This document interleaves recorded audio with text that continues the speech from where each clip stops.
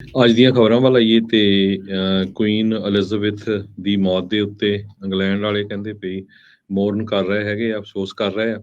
ਤੇ ਚਾਰਲਸ ਜੋ ਹੈਗੇ ਆ ਉਹ ਅਗਲੇ ਪ੍ਰਿੰਸ ਬਣਨ ਜਾ ਰਹੇ ਹੈਗੇ ਆ। ਸੋ ਇਹਦੇ ਸੰਬੰਧ ਦੇ ਵਿੱਚ ਪੂਰੀ ਦੁਨੀਆ ਤੋਂ ਵੱਖ-ਵੱਖ ਲੀਡਰਾਂ ਨੇ ਅਫਸੋਸ ਜ਼ਾਹਰ ਕੀਤਾ ਆ। USA ਤੋਂ ਪ੍ਰੈਜ਼ੀਡੈਂਟ ਜੋ ਬਾਈਡਨ ਉਹਨਾਂ ਨੇ, ਕੈਨੇਡਾ ਦੇ ਪ੍ਰਾਈਮ ਮਿਨਿਸਟਰ ਜਸਟਿਨ ਟਰੂਡੋ ਨੇ, ਇੰਡੀਆ ਦੇ ਪ੍ਰਾਈਮ ਮਿਨਿਸਟਰ ਨਰਿੰਦਰ ਮੋਦੀ ਨੇ ਵੀ ਅਫਸੋਸ ਜ਼ਾਹਰ ਕੀਤਾ ਹੈ। ਉਹ ਕਹਿੰਦੇ ਵੀ ਜਦ ਮੈਂ ਪਿਛਲੀ ਵਾਰੀ ਮਿਲਿਆ ਸੀ ਰਾਣੀ ਨੂੰ ਤੇ ਉਸ ਟਾਈਮ ਤੇ ਉਸਨੇ ਇੱਕ ਰੁਮਾਲ ਜਿਹੜਾ ਮਹਾਤਮਾ ਗਾਂਧੀ ਨੇ ਰਾਣੀ ਦੇ ਵਿਆਹ ਤੇ ਦਿੱਤਾ ਸੀ, ਉਹ ਕਹਿੰਦੇ ਵੀ ਮੈਨੂੰ ਦਿਖਾ ਲਿਆ ਸੀਗਾ। ਬਹੁਤ ਸਾਰੇ ਸਿੱਖ ਵੀ ਅਫਸੋਸ ਜ਼ਾਹਰ ਕਰ ਰਹੇ ਆ ਤੇ ਬਹੁਤ ਸਾਰੇ ਸਿੱਖਾਂ ਦੇ ਮਨ ਦੇ ਵਿੱਚ ਗੁੱਸਾ ਵੀ ਹੈਗਾ ਆ ਵੀ ਸਾਡਾ ਰਾਜ ਭਾਗ ਵੀ ਖੋਲਿਆ ਤੇ ਕੋਹੇਨੂਰ ਹੀਰਾ ਸਭ ਤੋਂ ਅਨਫੋਰਚੂਨੇਟ ਪਾਰਟ ਇਹ ਆ ਵੀ ਆਪਣੇ ਹੀ ਬੱਚਿਆਂ ਨੂੰ ਨਹੀਂ ਪਤਾ ਵੀ ਉਹ ਸਾਡੇ ਸਿੱਖ ਰਾਜ ਦਾ ਜਿਹੜਾ ਡਾਇਮੰਡ ਸੀ, ਦੁਨੀਆ ਦਾ ਸਭ ਤੋਂ ਮਹਿੰਗਾ ਹੀਰਾ, ਉਹ ਇਹਨਾਂ ਨੇ ਮਹਾਰਾਜਾ ਦਲੀਪ ਸਿੰਘ ਨੂੰ ਜਦ ਲੈ ਗਏ ਤੇ ਉਦੋਂ ਧੋਖੇ ਦੇ ਨਾਲ ਲੈ ਲਿਆ। ਸੋ ਇਹਦੇ ਸੰਬੰਧ ਦੇ ਵਿੱਚ ਇਕੱਲਾ ਇਹ ਨਹੀਂ ਹੈ, ਜ਼ੁਲਮ ਬੜਾ ਕੀਤਾ ਉੱਥੇ ਦੀ ਜਿਹੜੀ ਇੰਗਲੈਂਡ ਦੀ ਸਰਕਾਰ ਆ ਪੂਰੀ ਦੁਨੀਆ ਤੇ, ਇੰਡੀਆ ਤੇ ਵੀ ਕੀਤਾ ਹੀ ਆ। ਜਲਿਆਂਵਾਲਾ ਬਾਗ ਇਹਨੂੰ ਭੁੱਲ ਜਾਣਾ। ਉਹ ਤੋਂ ਬਾਅਦ ਸਾਊਥ ਅਫਰੀਕਨ ਕੰਟਰੀਜ਼ ਦੇ ਵਿੱਚ ਵੀ ਬਹੁਤ ਜ਼ਿਆਦਾ ਜ਼ੁਲਮ ਹੋਇਆ ਕਿਉਂਕਿ ਉੱਥੇ ਵੀ ਰੂਲ ਕਰਦੇ ਰਹੇ।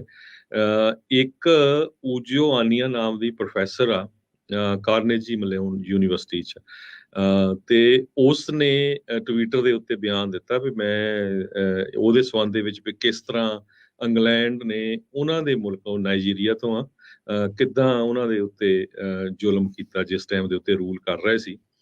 ਤੇ ਬਾਅਦ ਦੇ ਵਿੱਚ ਟਵਿੱਟਰ ਨੇ ਉਹ ਅਕਾਊਂਟ ਨੂੰ ਡਿਲੀਟ ਕਰ ਦਿੱਤਾ। ਉਹ ਤੋਂ ਬਾਅਦ ਜੋ ਜੈਫ ਬੀਜ਼ੋਸ ਆ ਉਹ ਵਿੱਚ ਆ ਗਏ, ਉਹਨਾਂ ਨੇ ਵੀ ਉਸ ਪ੍ਰੋਫੈਸਰ ਦੇ ਅਗੇਂਸਟ ਜਿਹੜਾ ਬਿਆਨ ਦਿੱਤਾ ਵੀ ਉਸ ਨੂੰ ਇੱਦਾਂ ਦਾ ਜਿਹੜਾ ਬਿਆਨ ਨਹੀਂ ਦੇਣਾ ਚਾਹੀਦਾ ਹੈਗਾ।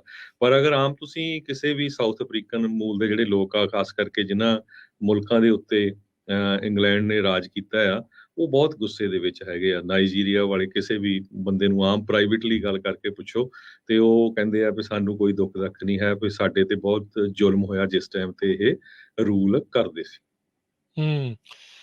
ਬਿਲਕੁਲ ਇਹਨਾਂ ਦੇ ਹਰਜੋਤ ਸਿੰਘ ਜੀ, ਬਿਲਕੁਲ ਜਿੱਦਾਂ ਤੁਸੀਂ ਕਿਹਾ ਵੀ ਸਿੱਖ ਰਾਜ ਭਾਗ ਖੋਇਆ, ਇਹ ਸਾਰੀਆਂ ਚੀਜ਼ਾਂ ਜਿਹੜੀਆਂ ਆਪਾਂ ਉਹ ਦੇਖਦੇ ਹਾਂ ਵੀ ਕੀ ਕੁਛ ਜਿਹੜਾ ਇਹਨਾਂ ਨੇ ਕੀਤਾ।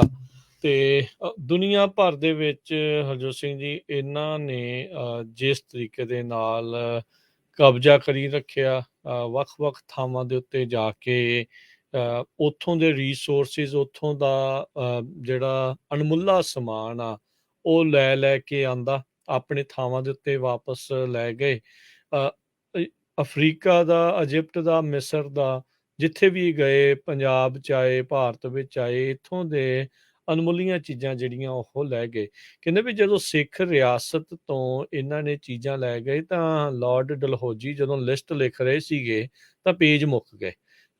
ਇੰਨਾ ਕੁਛ ਜਿਹੜਾ ਉਹ ਸਮਾਨ ਲੈ ਕੇ ਆਏ ਹੋਏ ਸੀਗੇ ਵੀ ਇੱਥੋਂ ਇਹਨਾਂ ਨੇ ਕੀਤਾ ਹੈ। ਸੋ ਜੋ ਅੱਜ ਇਹ ਮੋਨਾਰਕੀ ਦੇ ਵਿੱਚ ਚੀਜ਼ਾਂ ਦੇਖਣ ਨੂੰ ਉਹਨਾਂ ਨੂੰ ਮਿਲ ਰਹੀਆਂ, ਲੋਕਾਂ ਦੇ ਸਾਹਮਣੇ ਆ, ਜਿਸ ਦੇ ਉੱਤੇ ਲੋਕ ਉੱਥੋਂ ਦੇ ਦਾਅਵਾ ਕਰਦੇ ਆ ਵੀ ਇਹ ਸਾਡਾ ਆ, ਮੋਸਟਲੀ ਇਹਨਾਂ ਨੇ ਇੱਧਰੋਂ ਉੱਧਰੋਂ ਚੋਰੀ ਕਰਕੇ ਹੀ ਇਕੱਠਾ ਕੀਤਾ ਆ।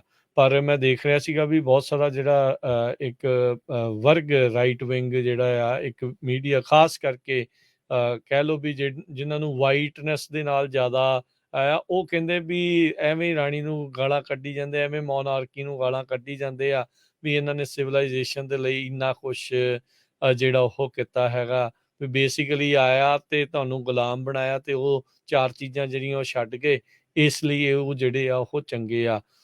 ਸੋ ਕਿਸੇ ਵੀ ਜਾਣੇ ਨੂੰ, ਕਿਸੇ ਵੀ ਥਾਂ ਨੂੰ, ਕਿਸੇ ਵੀ ਕਿੱਤੇ ਨੂੰ ਗੁਲਾਮ ਬਣਾ ਕੇ ਰੱਖਣਾ, ਇਹ ਉਦੋਂ ਵੀ ਗਲਤ ਸੀ, ਇਹ ਅੱਜ ਵੀ ਗਲਤ ਆ ਤੇ ਆਉਣ ਵਾਲੇ ਸਮੇਂ 'ਚ ਵੀ ਇਹ ਜਿਹੜਾ ਗਲਤ ਹੀ ਜਿਹੜਾ ਉਹ ਮੰਨਿਆ ਇਹ ਗੱਲ ਜਾਵੇਗਾ। ਠੀਕ ਆ ਵੀ ਇੰਗਲੈਂਡ ਦੇ ਵਿੱਚ ਕਾਫੀ ਵੱਡੀ ਗਿਣਤੀ 'ਚ ਸਿੱਖ ਰਹਿੰਦੇ ਆ। ਉੱਥੇ ਦੀ ਸਰਕਾਰ ਨੇ ਸਿੱਖਾਂ ਨੂੰ ਪੋਲੀਟੀਕਲ ਅਸਾਈਲਮ ਵੀ ਦਿੱਤੇ ਹੈਗੇ ਆ। ਪਰ ਜੇ ਓਵਰਆਲ ਦੇਖਿਆ ਜਾਵੇ, ਜਿੰਨਾ ਕੁਛ ਸਿੱਖਾਂ ਨੇ UK ਲਈ ਕੀਤਾ, ਵਰਲਡ ਵਾਰ ਦੇ ਵਿੱਚ 82,000 ਸਿੱਖ ਸ਼ਹੀਦ ਹੋਏ ਆ, ਤੁਸੀਂ ਹਿਸਾਬ ਲਾ ਲਓ। ਪਰ ਉਹ ਤੋਂ ਬਾਅਦ 1947 'ਚ ਕੀ ਹੋਇਆ, ਫਿਰ 1 ਮਿਲੀਅਨ ਜਿਹੜੇ ਪੰਜਾਬੀ ਸੀ ਉਹ ਮਾਰੇ ਗਏ, ਚਾਹੇ ਉਹ ਮੁਸਲਮਾਨ ਸੀ, ਹਿੰਦੂ ਸੀ ਜਾਂ ਸਿੱਖ ਸੀ, ਤੇ ਸਾਨੂੰ ਫੇਰ ਨਹੀਂ ਰਾਜ ਮਿਲਿਆ। ਉਹ ਤੋਂ ਬਾਅਦ 1984 ਚ ਹੁਣ ਪੂਰੀਆਂ ਰਿਪੋਰਟਸ ਬਾਹਰ ਆ ਗਈਆਂ ਕਿਸ ਤਰ੍ਹਾਂ ਇੰਗਲੈਂਡ ਦੀ ਸਰਕਾਰ ਨੇ ਇੰਡੀਆ ਦਾ ਸਾਥ ਦਿੱਤਾ ਦਰਬਾਰ ਸਾਹਿਬ ਦੇ ਉੱਤੇ ਅਟੈਕ ਕਰਨ ਦੇ ਲਈ।